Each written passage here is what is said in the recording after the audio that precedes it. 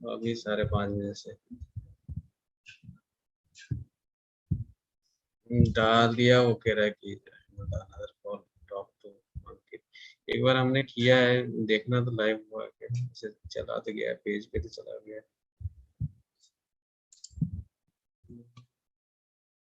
हो गया सकता है।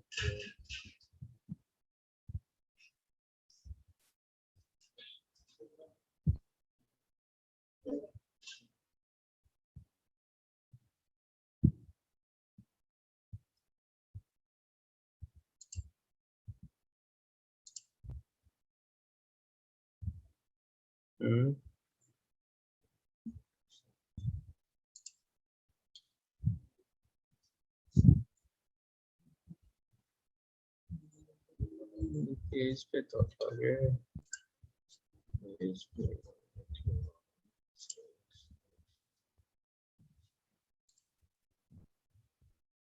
लाइव यहाँ भी लिखा हुआ आ गया।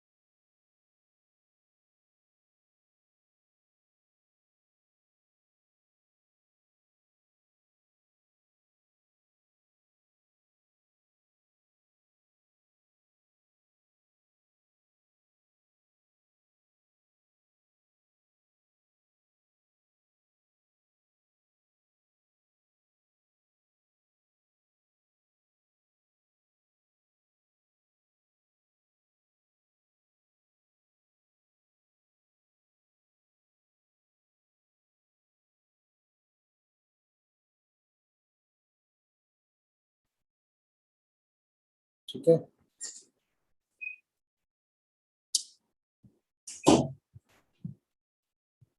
किसको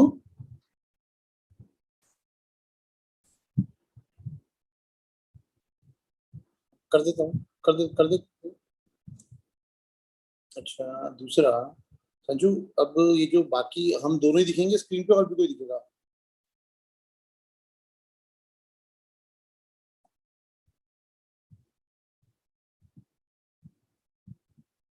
नहीं नहीं, लेकिन सिर्फ आप हम दोनों को स्क्रीन पे रहने दो, बाकी सबको ऑफ कर दो, बाकी सब देख सके।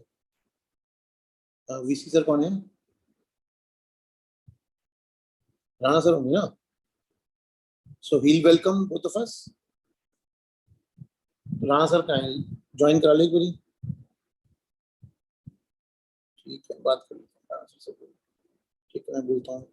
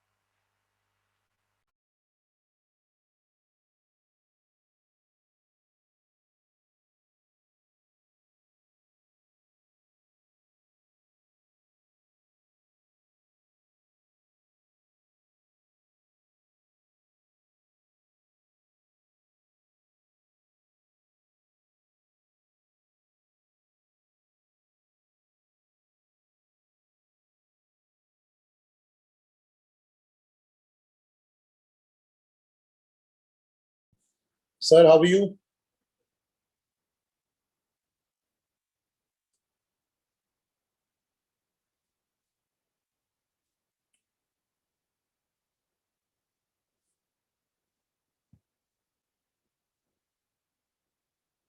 हल्का सा और करिए सर। नहीं नहीं, लैपटॉप का जो फ्लैप है ना अपनी तरफ करिए ताकि, हाँ परफेक्ट सर, परफेक्ट। मेरा ठीक आ रहा है सुधांशु? जी सर, थोड़ा सा मूव करिए सर कैमरा को इस तरफ, लेफ्ट हैंड की तरफ हल्का। ठीक है सर, ठीक फाइन है सर। जी जी जी, बंद करवा दीजिए। Sir, how are you? Rana sir, how are you?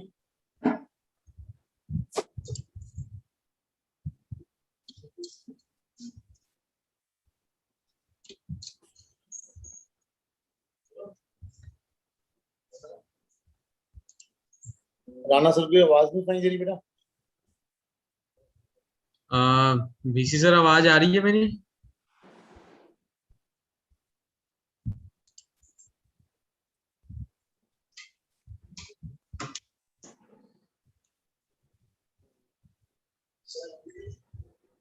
Sir आवाज आ रही है? विवेक सर, हाँ आ रही है सुधांशु बेटा, आ रही है, आ रही है। आई आप can hear you unmute very well. करिए सर आप। हाँ जी, नहीं, वीसी सर का कह रहा हूँ। मेरी आवाज आ रही है? आपकी तो आ रही है सर, मेरी आ रही है आपके पास सिस्टम पे? चेक करिए एक मिनट, वो बंद होगा सर। सुधांशु ये ना जी मैं सर। तेरे को आवाज बायो नहीं आ भेज रहा रही हूँ है। उस लड़की का। हाँ सर, बिल्कुल सही आ रहा है। सुधांशु ये जो बायो है ना, जी, ये वीसी सर को भेज दे। हाँ जी सर। दे दिया गुड सर इवनिंग। मैंने, प्रिंट आउट निकाल के।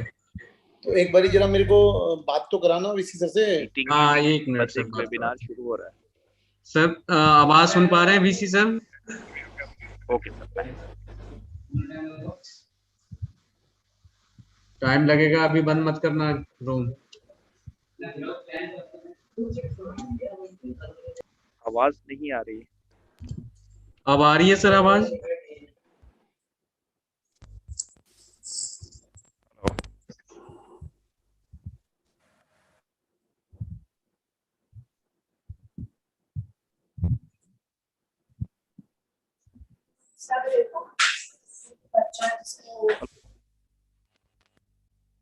Hello yes sir. हेलो। हाँ सर, आवाज आ रही है आपकी।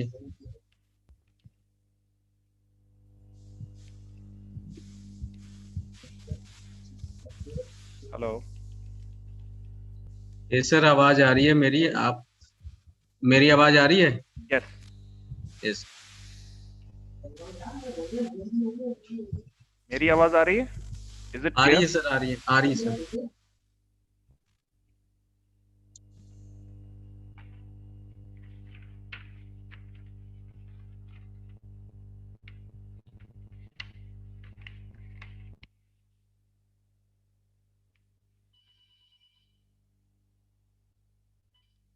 हेलो। मैं एक मीटिंग में बैठा हूँ, अब उसके बाद बात करेंगे। कैसे हैं VC sir? How are you? Good sir, good good. How is everything at home? All well. Yes please. Yes please. I have been requested to. I've been given her introduction. ठीक है, so I'll give her welcome speech. Okay, fine. आप log in कर लो, जरा zoom में log in कर लो आप। Okay, thanks. Sir, what you do is, Rana sir, Yes, please. so you will introduce third. Okay, I have the introduction with me. Yeah, I have forwarded to Sudhanshu also. Yeah. Then you can hand it over to me, right? Sure. And then what you do is you can speak something about me and then something about Sandeep Saib, and then you can give it to me, and then I'll ask her the questions. ठीक है? ठीक है, ठीक है। आपके बारे में क्या क्या कह दूं सर? जो मर्जी कह देना सर। Okay.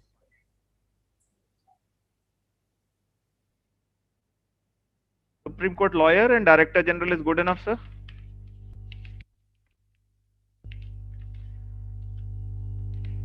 ठीक है sir, perfect. Supreme court advocate बोल देना, ठीक है? ठीक है sir.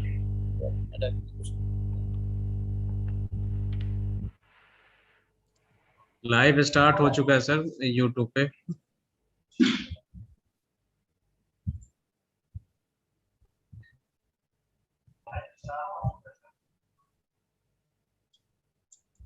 Vivek sir, we are live on YouTube.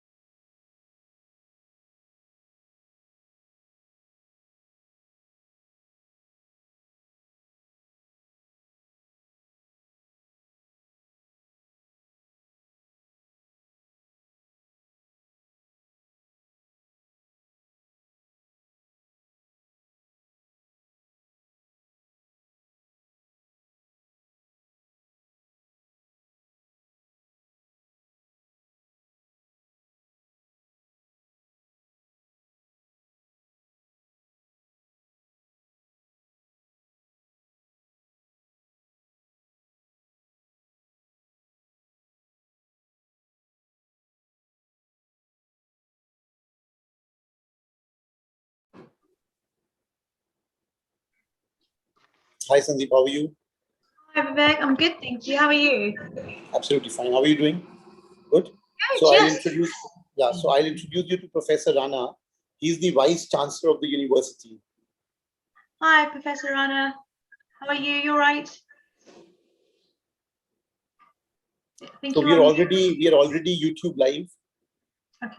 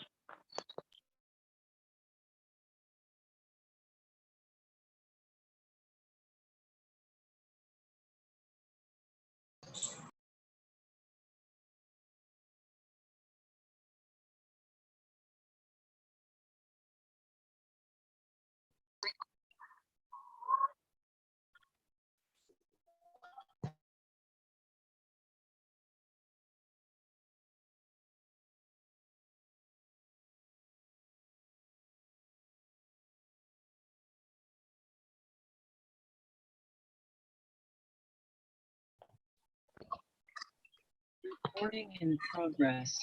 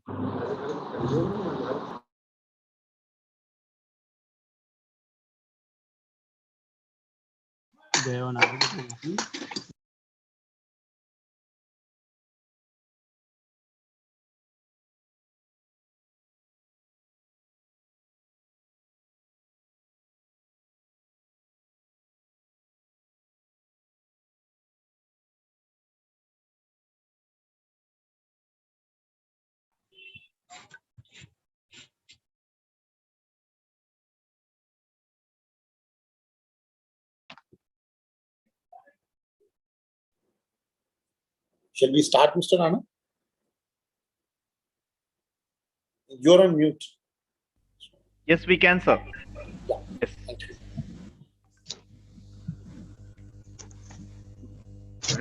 Rinka, we can start.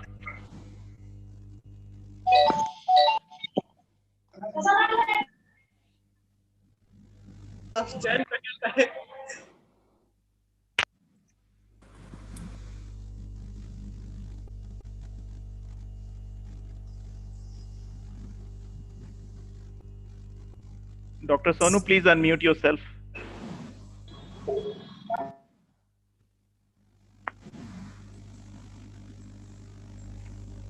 Yes, Rinka ma'am, please start.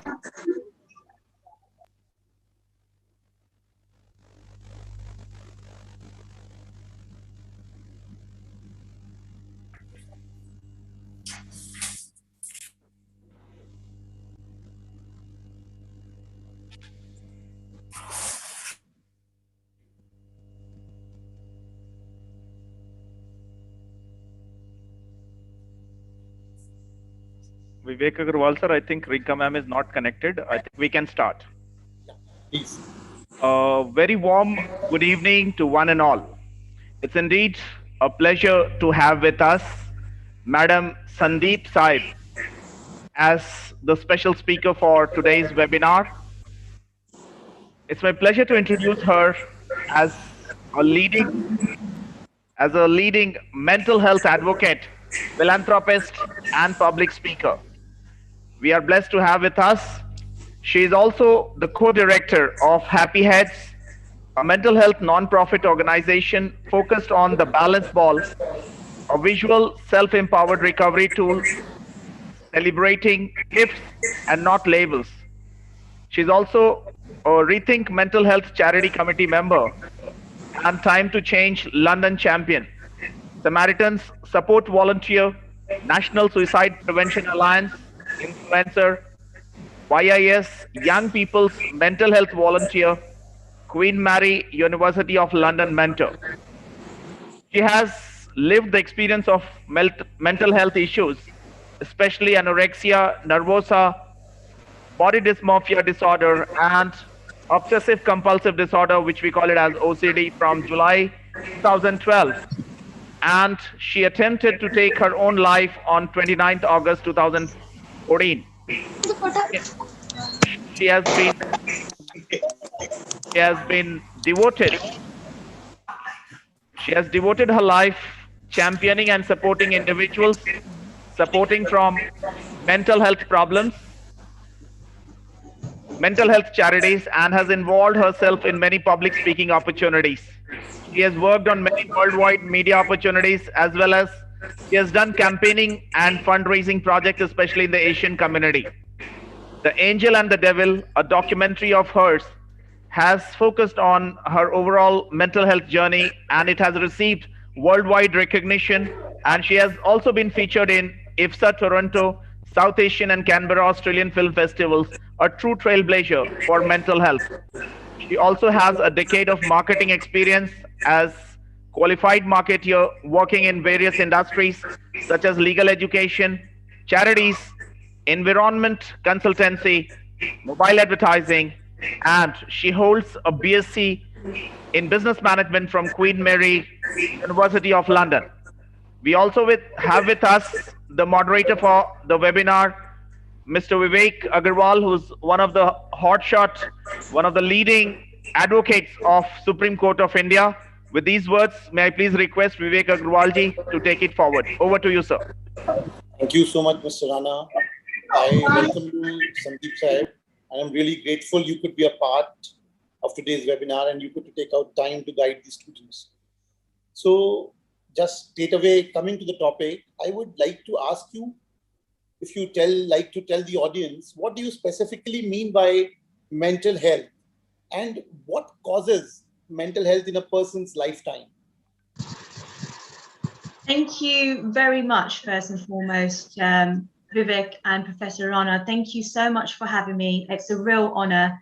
And I'm Sandeep Saib, as Professor Rana has mentioned, and Vivek. It's a pleasure and an honor to be talking to you all here today from the UK here in London. So I am Sandeep Saib. I'm a mental health advocate. And to answer the first question, Vivek, what is mental health? Mental health for me personally is the mind. It's all about the brain, how it functions, how it reacts to different experiences and journeys throughout your life. From the day you are born to the day you leave the planet, you will always have a functioning brain. And with the brain, there's a lot of neurons and chemicals that function in the mind. And there are cases where it leads to you feeling more emotions than before. It makes you feel much more sensitive to thoughts and emotions. And all life experiences bring so many journeys with it, so many experiences with it, which takes a toll on the mind. And for me personally, mental health can mean so many different things to so many different people. For me personally, it's all about the mind, the mentality, the behavior that the mind goes through based on life experiences. And with life itself, there's highs and there's lows. There's good times and there's not so good times. And it's a way in terms of how you, the individual, reacts to that.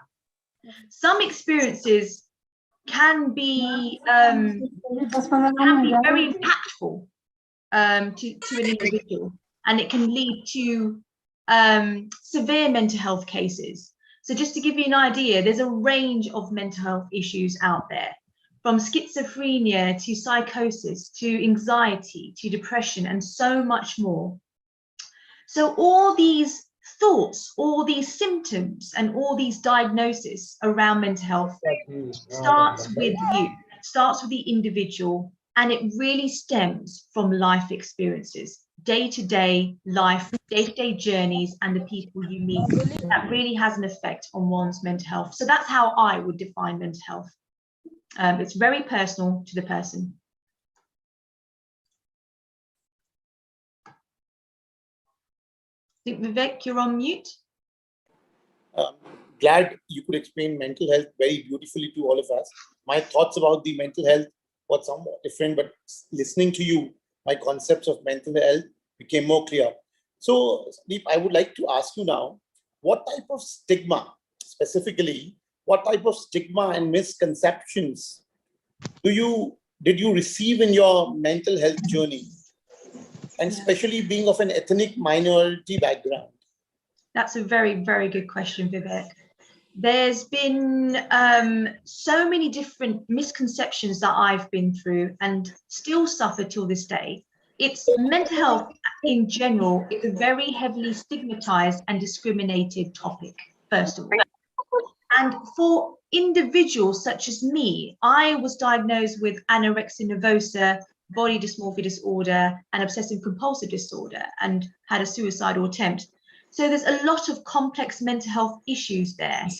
And the type of stigma and misconceptions that I received was a lot of name calling, a lot of bullying around my weight, the way I looked. You know, I also actually self-stigmatized myself. So there's a lot of personal stigmatizing, self-criticisms that you say to yourself over and over again, that you start to believe it. So firstly, I would say self-stigmatizing, self-discriminating is key. Then you've got other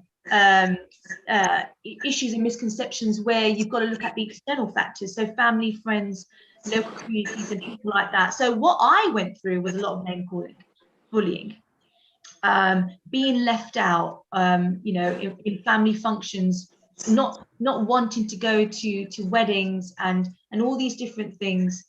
And being a person of color, being a woman, being Asian, being British, it gets much more complex. I am, as well as many others out there, we have multifaceted identities. And then if you bring mental health into the picture, it then gets complex. And that then leads to complex, hard-hitting, stigmatizing and misconceptions. So what I endured was name calling, bullying, being left out, being seen to be a burden to the family, being a disgrace, being seen to be an embarrassment to the family in my culture. I was seen to be the one not talked about in the family. Don't talk about her because she's got all these mental health issues. You know, don't even approach her. You might catch mental health. And there's so many more, Vivek. Those are a few, and it's still happening till this day. Still happening, but we need to tackle that.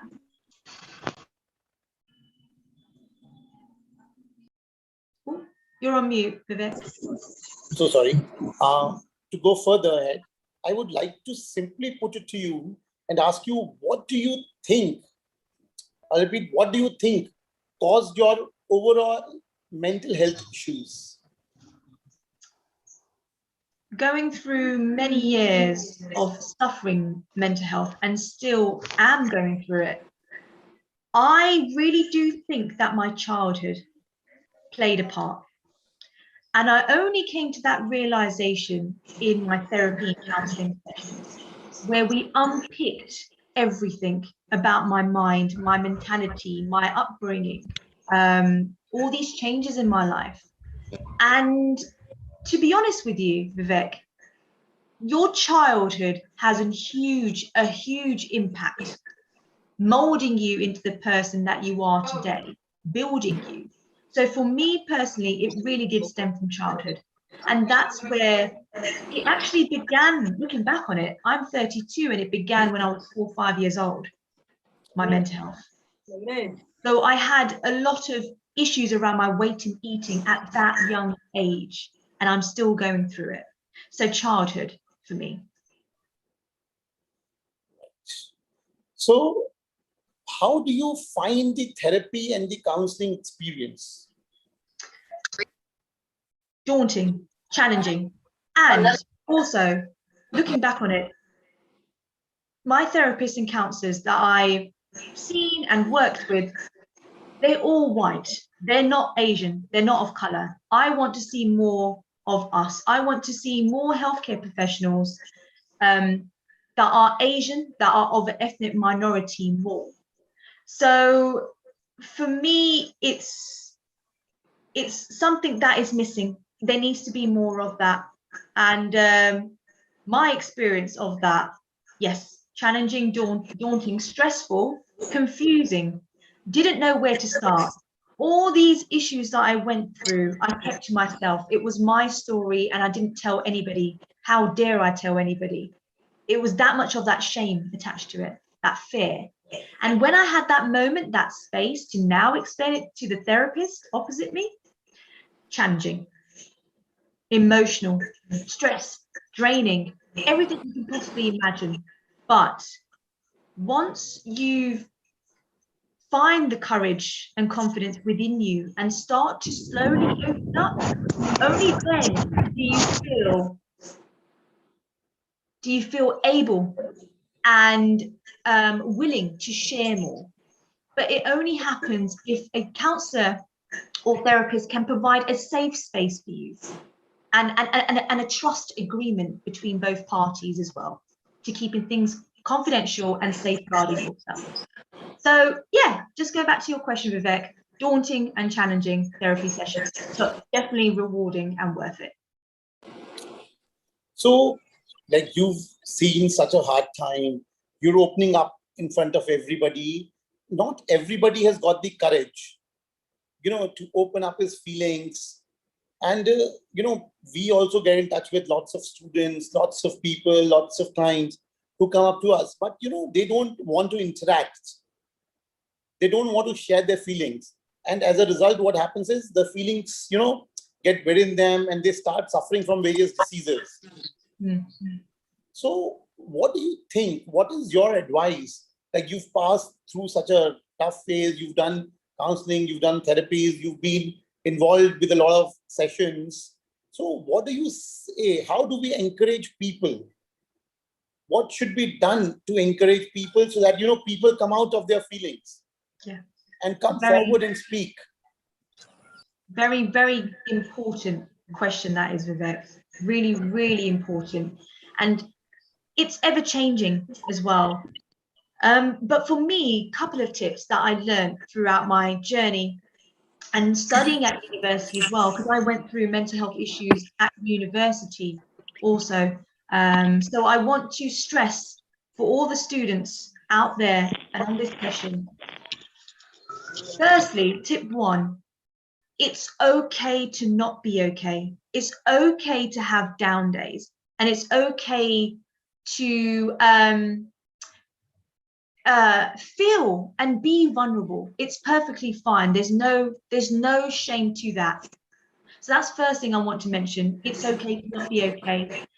Secondly, I would say whenever you feel an emotion or a thought, or your day didn't go well, or you could have done better on the exam, or you didn't meet a deadline but you've done well, and all these different things, if you have those thoughts and emotions, please don't keep it to yourself. Please talk, please open up. There's so many staff members on campus and at Sanskriti University. There are friends, colleagues that you can speak to. Please talk to somebody, because I promise you there will be someone there at the other end to listen and actively listen. There's a difference between listening and actively listening. So that's my second tip. Please talk. Third tip, if you are struggling, I also recommend, some people find it difficult to express themselves verbally. They find it hard to communicate verbally. I would suggest writing it down, having a journal, journaling your thoughts on a day-to-day basis. I've got 2 examples here of books that I've been writing in. That's from last year and this from this year. Every night before going to bed, I reflect on the day and I think about what has been good. If I've made somebody smile, writing down their names. What has been my goal for today? What am I good at? What did I do well at? It's a great way of reflecting and putting down your thoughts and expressing. Some people also like other ways of expressing their thoughts and emotions. Colouring, for example. There could be peer-to-peer support groups where you feel comfortable doing that. Some students might want to create a group where they talk about university work, but then they can also have a non-university work related group where small groups of students can talk and do that virtually, and do that really.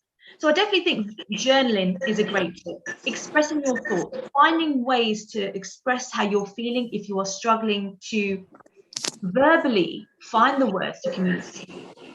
I would also say tip 4, think about self-care.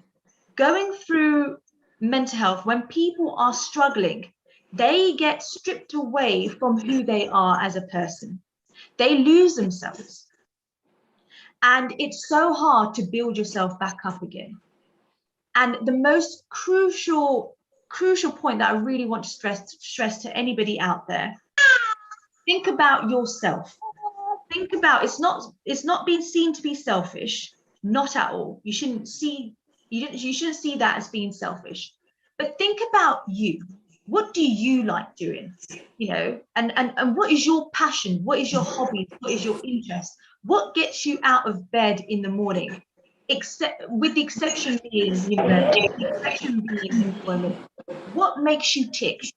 Have a think about that, and find what makes you happy, and take care of yourself.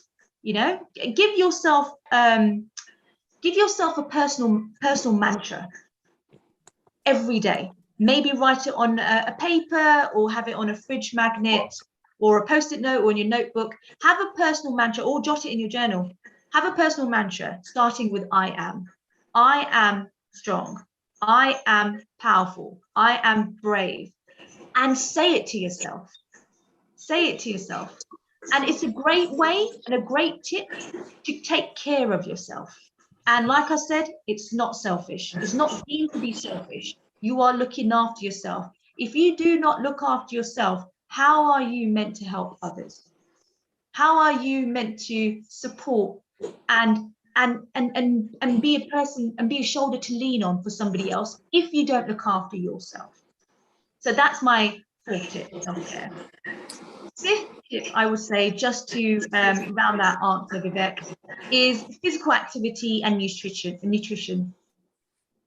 Making sure you keep yourself fit and eating the right food, supported by vitamins and supplements as well, and having a routine.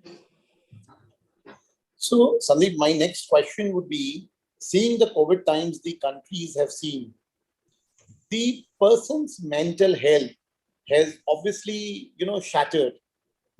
Whether it is family, whether it is business, whether it is any XYZ, whether it is education. If we talk about education only, for example, by the end of March or April, we used to have our board exams. So the mental strategy of a child was that I'll be free in April. I'll be looking after now. People, the universities due to COVID and the other could not have exams. So this is also affecting the mental health of children. And, because they do not know what is happening in future. So earlier, what used to happen was when somebody used to ask us, how are you and the family? We used to say, all well. So now if somebody asks us, how are you and the family? So now we say, God has been kind. Earlier also meaning was the same, but the word God has been attached to the words. All well, God has been kind.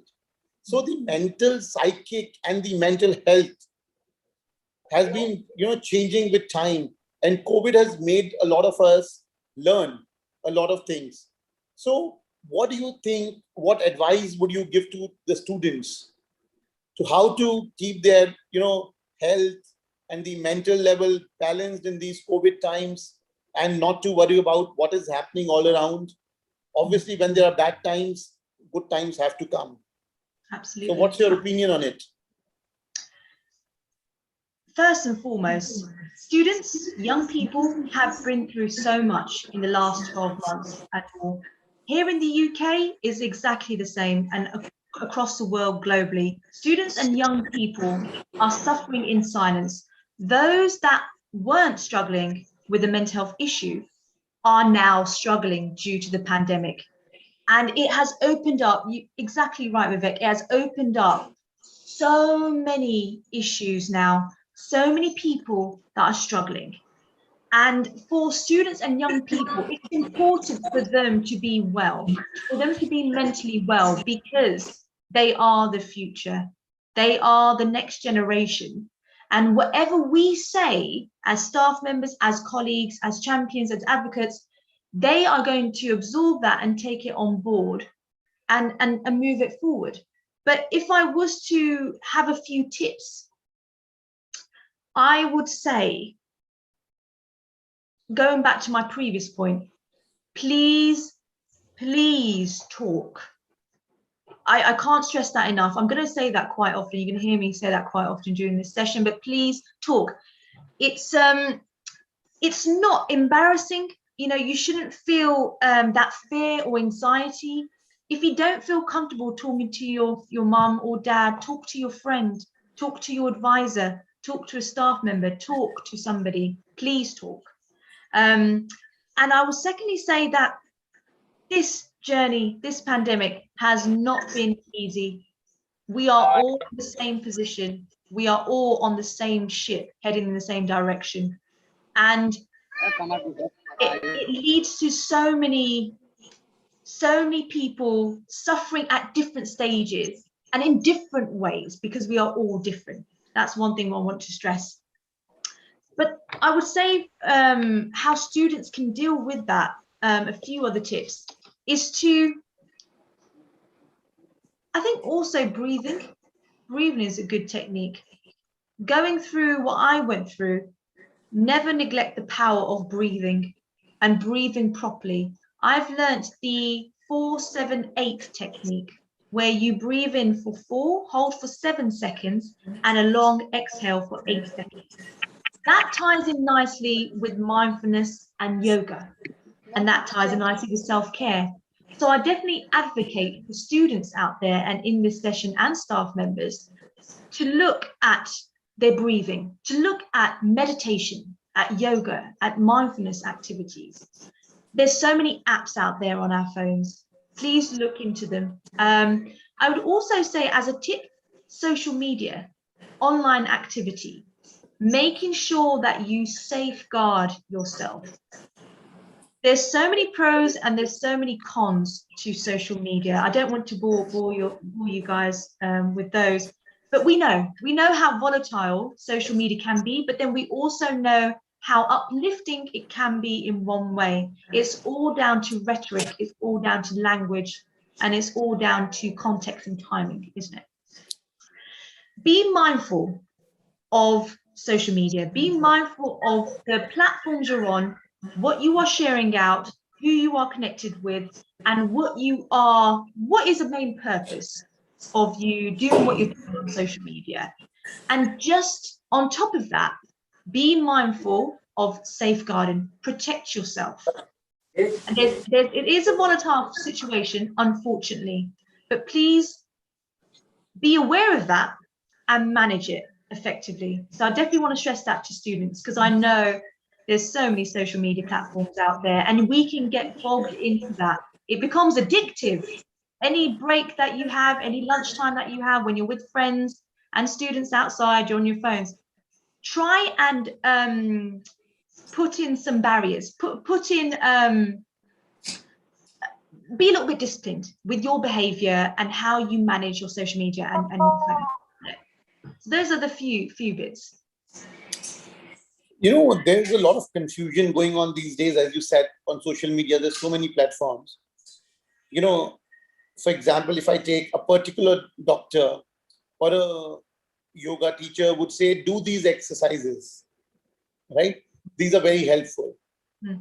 After 10 minutes, you'll get a video saying, no, this is affecting the body, do this. So that is also a lot of confusion. So I would also request all the students that you should, you know, before doing anything, they should be clear in their minds and consult if need be from a specialist to follow those techniques. What do you say on this? Absolutely, I agree. There's so much out there with so many people now suffering mental health. There's so many professionals out there to support them, a pool of them. There's so many advocates, so many champions like myself, so many professionals saying all different things. But if you look in terms of the physical activity like yoga, mindfulness, meditation, all the proactive physical activities, professionals are going to have their different point of views, aren't they? Different ways of doing things, different ways that are going to benefit different bodies and so forth, subject to their mental health. But one thing that stays the same, one thing that always stays the same with mental health from all professionals is that they are, if you look at it, they are championing the same objective, the same purpose, the same goal. Overarching, that will never change.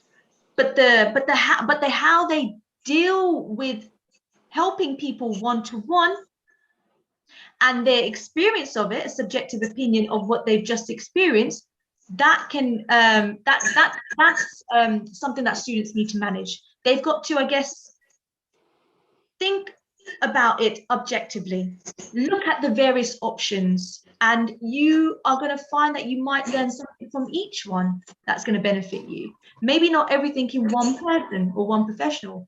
So it's good in that way to educate yourself. We're all always learning, and education is power.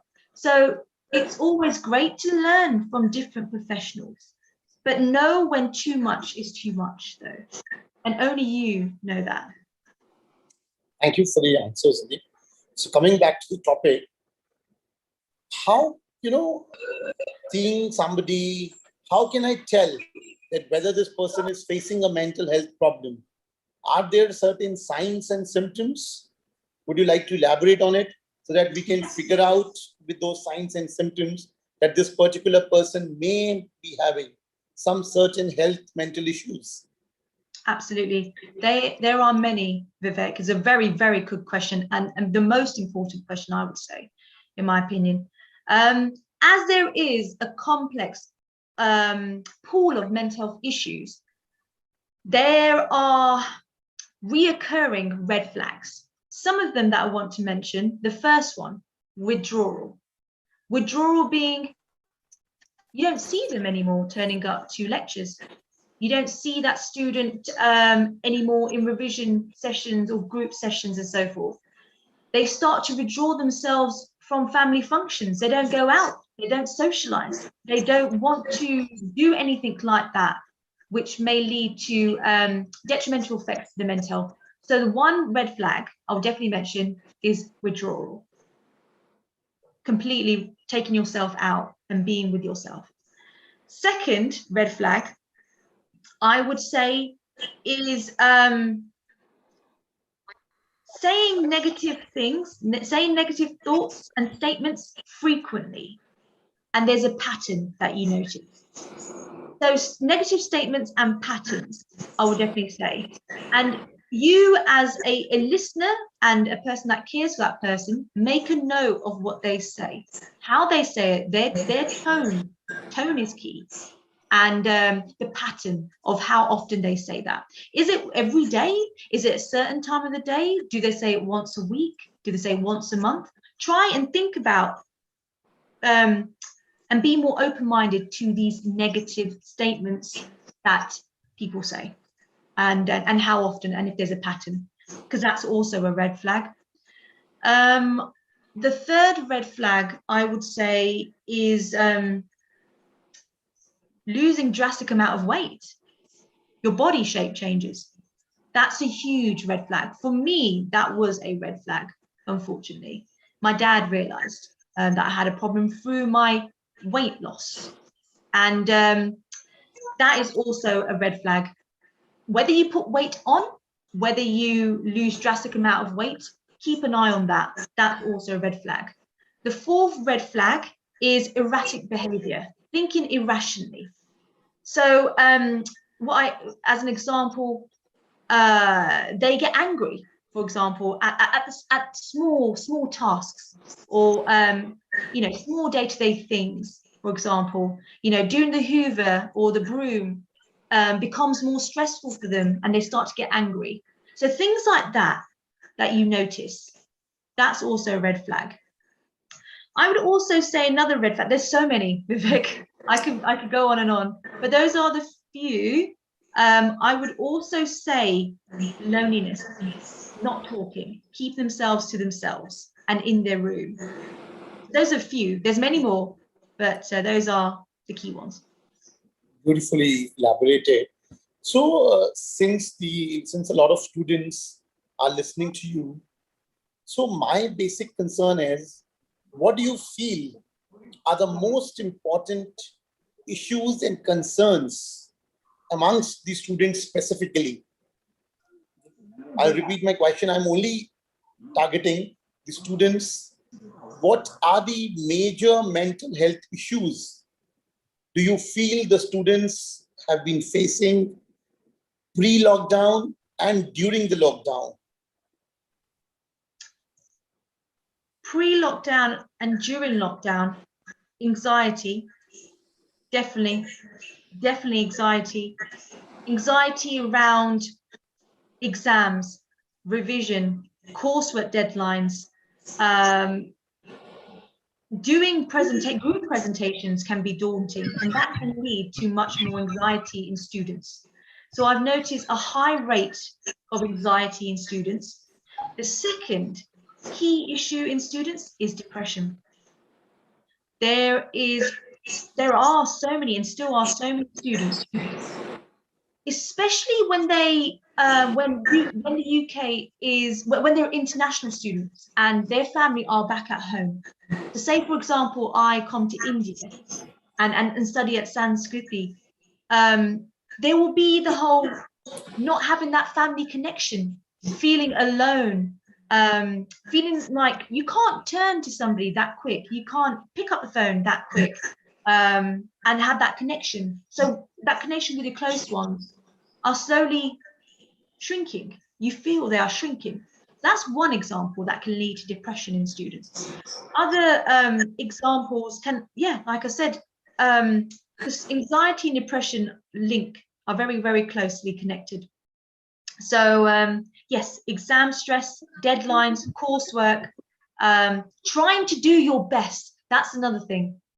We as students strive our best to be the best at everything, to get high grades, to be high achievers. That is our mindset, and I know everybody on this call is like that, and they will strive to do everything to be perfect and to achieve what they can and do their best. But with that comes pressure. With that comes external factors, social factors, economical factors, financial factors, and so political factors. All these external factors can have a real effect on a student, and it's definitely one to think about and keep an eye on. But there's so much, but definitely would say anxiety, depression, loneliness, and I think those are the key ones I would say that students are experiencing for the past 12 months and more. So what do you think, how their parents can support them in overcoming these fears? What do the parents do, and what should they make sure is done with them in these particular times, so that they feel absolutely perfect and are in a good position to handle the situation, which is happening these days? Because this is certainly a drastic change in everybody's routine all over the globe. Nobody expected that this is going to happen. No one expected. So my only question to you is, because parents are really worried about their children, what should the parents do and their children? Yeah, very good question. Firstly, red flags. Notice the signs and symptoms. As a parent, we need to be aware of our child's change in behavior and attitude. Every day we are changing. Students are changing in their behaviors and attitudes on a daily basis, and even more so with this pandemic, and it really has escalated that, to be honest.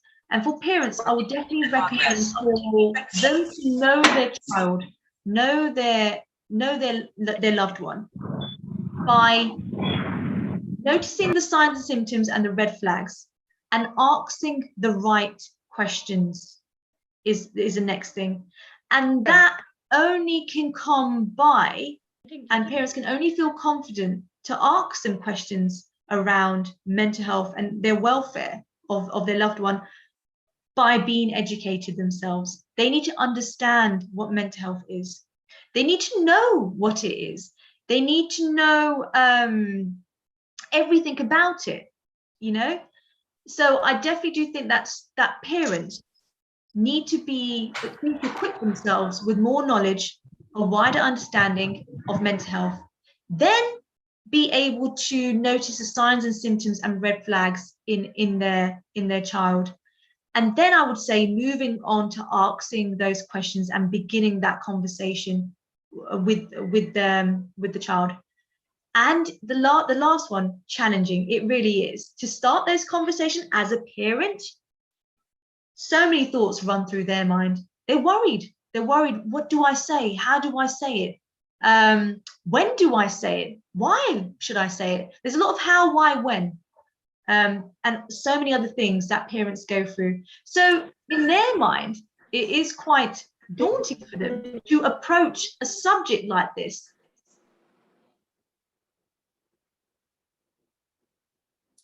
You're on mute, Sandeep. Sorry.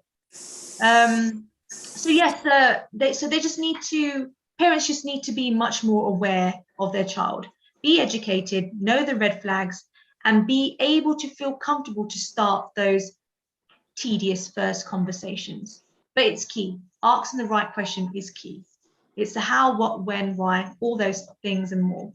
But yeah, it all goes back to education, training. We need to train parents. We need to train staff members. We need to train the whole world around mental health. So my next question to you, Sandeep, is, see, what happens is when somebody has a mental health problem, right? Mm-hmm. And the person himself doesn't want to come forward, meet somebody, speak to that particular person, right? And it is really difficult to make that person comfortable so that that person can, specifically come up to you, speak to you, share his feelings. Whether it is India, whether it is UK, whether it is US, whether it is any country, there would be cases and people, whether it is parents, friends, they try to speak about the mental health, but the topic is such that many won't be able to start the conversation. So what do you recommend that should be taken into view while talking to these people who are facing the mental health problems? How should we start the conversations? What should be the do's and don'ts for the same? Very good question. Another very good question. I would definitely say to help, first and foremost, the person that is struggling in silence, you've got to give them the space and the time. They've got to feel that they can trust you to then open up. So you've got to, as the end receiver, you've got to respect that. You've got to respect the fact that they might not want help sometimes, or they might want help, but not right now. They're all at different stages. But give them that time. Ask them, how are you? But asking them that twice, how are you really? And asking those questions will help, but give them that time and space first to absorb it. And I'll also say, think about the environment. The environment is very, very key, where you say it as well. You can't really say it in a laundry room, for example. You can't really say it, in a car whilst that person is driving. No. And I wouldn't recommend that. So I would definitely say, think about the environment, a comfortable environment for them, whether it's, in a park. A park is really good, a park bench, or whether it's over a coffee, in a restaurant where it's quieter. Cafes are great for that. Maybe trying to find a comfortable place for them first. And it doesn't have to be, a conversation doesn't have to be around mental health. It could be, how was your day? How has your studies been going? How did that exam go? It could be non-mental health conversation you can first start off with. It could be a general chit chat first, and then bringing it in to mental health by asking that question, how are you? And then ask them again, how are you really? How are you really? So you asking them that twice, but spacing it out. So you give them that time to absorb, reflect, and then communicate when it's right for them and when it's comfortable for them. And all you need to do at that point is actively then listen. in a non-judgmental way. Just be a friendly air. Everybody in this whole world is naturally empathetic people. People are kind. So given that person that time and space, you're respecting their boundaries. You're respecting who they are, and more importantly, you are there to listen as a neutral figure. You're there to just listen. Wonderfully explained. So, Sandeep, my next question is very, very important from the education point of view, students' point of view. You know, what I believe is a lot of students can't explain themselves with such lot of pressure, teachers giving them deadlines, professors asking them to do things within a particular frame of time, because professors and the teachers are also bound by the curriculum. They have to get things properly arranged, everything. So people who are not able to cope up, the students who are not able to cope up with the pressure, made the peer pressure, made the pressure back home, the work pressure, the revisions to get done, you know, and there's a pressure to keep all the things hard at all times to come.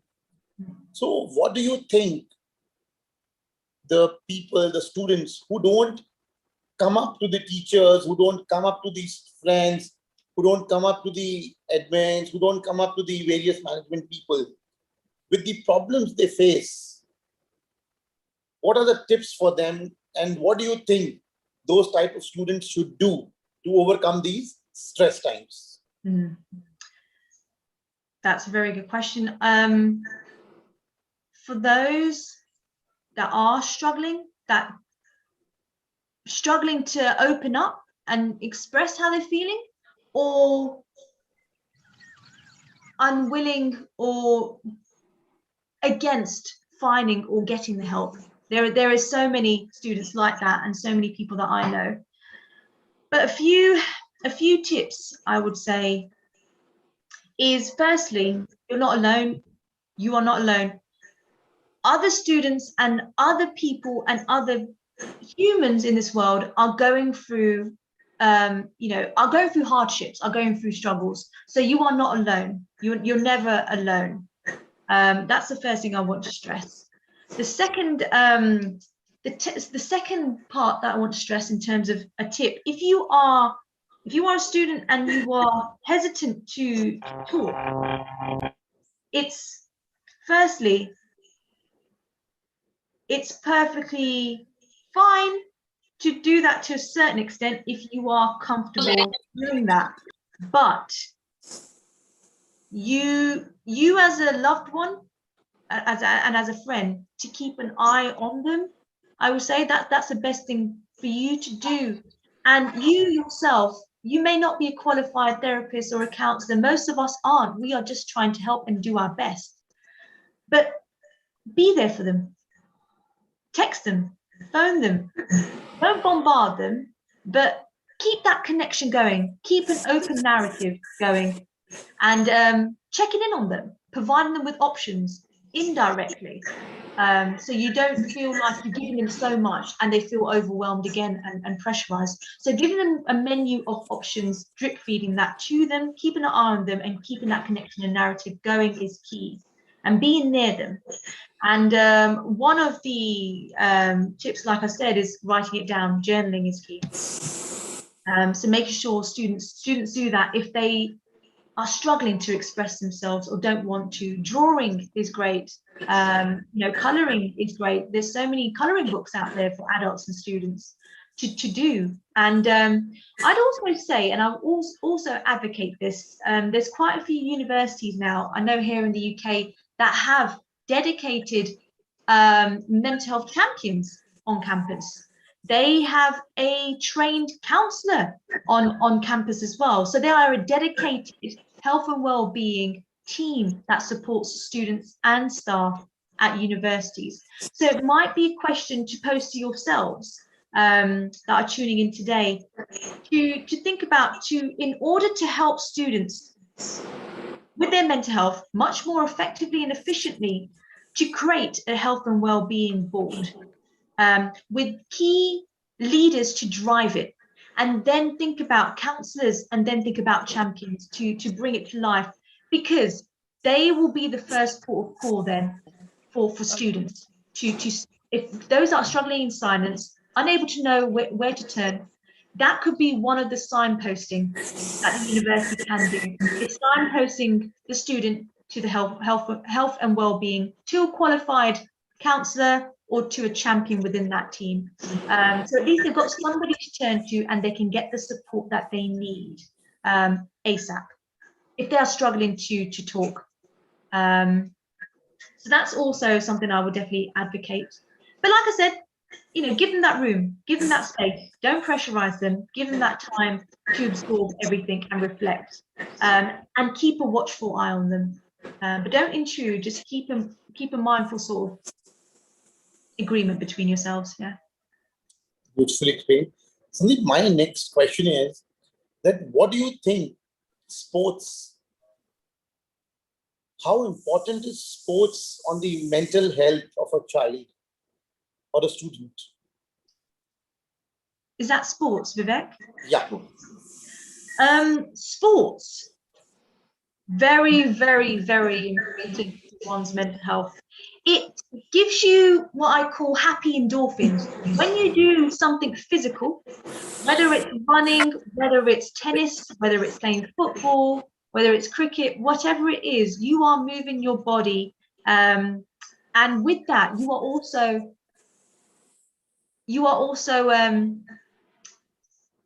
distracting your mind to a certain extent as well. So you don't think so much about your mental health. You don't think about so much about that deadline coming up, or the group presentation coming up, all these different things. So it's a way of increasing your happy endorphins in your body, and physical activity and doing sports helps with that. It's a great way also to keep the heart going, to keep yourself fit and healthy as well. And I definitely advocate for those that haven't tried anything physical, anything like that, because I know cricket everybody loves, maybe trying to find a physical activity that you are passionate about. And it's trial and error. You know, it really is trial and error. Sports may not be for you. Sports may be right for you, but you've got to try it. You've got to give it a shot and see which one works for you, which one makes you happy, and you will know which one would make you happy. I can't say it today to you because I can't read your mind, unfortunately, but I wish I did. I think that's one power I wish I did have, is read people's minds. But it's so important. Keeping yourself physically active keeps your brain and your mind and your overall emotional well-being in check. It really helps you. And I think ideally you're supposed to get at least 30 minutes to an hour of physical activity daily, and try and block that out. Put that into your routine. If you know you've got examinations and revision, make time, whether it's an hour, whether it's half an hour, for some physical activity, whether it's a sport or whether it's a brisk walk in the park, making sure you block that time, and you need to be disciplined to do that. But sports, physical activity, key, very key for your mental health. So my last question for the evening to you. You've been writing books, as you said. The first is, if any of the students and I want to read your books, how do we get that? Number one. Second is, any useful tips for the students? What are the action points you feel? Any advisors, any call to action for the students? Perfect. Yeah. If that's okay, I'm going to answer the second question first and come back to the books. So the tips, the call to action, first and foremost, really rounding it up now, please talk, please open up. It's okay to not be okay. That's my first tip. Second tip would be self-care. Please look after yourself in order to help others. I can't stress that enough. It's not seen to be selfish. You know, you need to help yourself first and looking after yourself. Self-care. Third tip I would say is have a routine. be disciplined and have a routine, whether it's an Excel spreadsheet, whether it's pen to paper, writing out a weekly timetable, which encompasses your university work and then your non-university work. So your hobbies, your enrichment activities, your sports. So having a routine, putting in the times you have your breakfast, lunch and dinner, you're sleeping as well. Sleeping is key. So making sure you have a routine and you stick to it, and have that discipline. Tip 4, I would say, going back to what I mentioned previously, breathing, mindfulness and yoga. Please do that. Look into the apps. There's so many apps out there. There's Headspace, for example. That's a great app. It focuses on meditation. So do look into apps, free apps out there, and YouTube. There's so many on there as well. But definitely invest some time into that. Tip 5, I would say, is journaling, writing down your thoughts.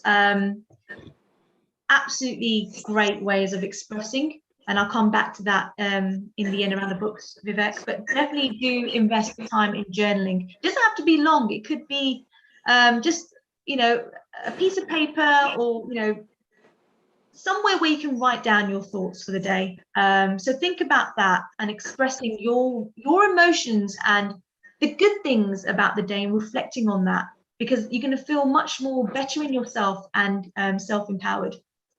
I would also say another tip is to really advocate for universities to have a dedicated health and well-being board with qualified counsellors and also advocates and champions right there on campus to support students. That is absolutely key. Health and well-being can cover so many issues, from disability to mental health and more, but universities need to drive that. There needs to be a safe place for students to go to, especially for international students as well. But we need a one-stop shop for students on campus, and that's something I would definitely advocate. Another tip I would say is to tie it into the routine, sleeping at the right time and at the right place. That sometimes, when there's an exam coming up, we'll do all-nighters. I've been there, I've done that. So making sure you discipline yourself and getting those 7 to 8 hours of sleep and switching off from social media. And that's my last tip, social media. Be careful, be vigilant, safeguard yourself and protect yourself. And my last tip is just be you. You are perfect the way you are. You are loved and you are appreciated. Whatever you're going through, it will be okay. But bear in mind, and just remember this, you are loved and you are precious to this world. Thank you. How to get your books? Oh, the books. It's interesting because the books are just personal journaling books. It's not something unfortunately, but that is something I'm actually in talks with to put out a mental health book, but I can keep you all posted on that. But these are just personal journals. And some of the questions are, 5 things I'm proud of today. This made me happy today because my thoughts about today. What is your positive affirmation? All these different questions. And you can get these on Amazon, eBay. Yeah, just type in positivity journals on Google. Fine. Thanks a ton. I would leave. Anybody wants to ask any question, the floor is open. Else we'll wind up the session. If anybody wants to ask any question from Sandeep, she's here from UK with us. So, Sandeep, I think people have understood what I have asked, mostly all the questions which people could even think of. So I would hand it over to Mr. Rana to give a closing speech for you. And I really thank you from the bottom of my heart to just be on a call and join the session for all of us. Your session was very, very enlightening. It has given me certain insights, which I would also like to, implement in my life and my family's life. And I look forward to be in touch with you, Sandeep, and look forward to have wonderful sessions with the university again, so that our children can become better citizens. Thank you so very much, Mr. Rana. Thank you so much, Vivek, and thank you so much, Professor Rana. Thank you very much, Vivek Agrawal ji.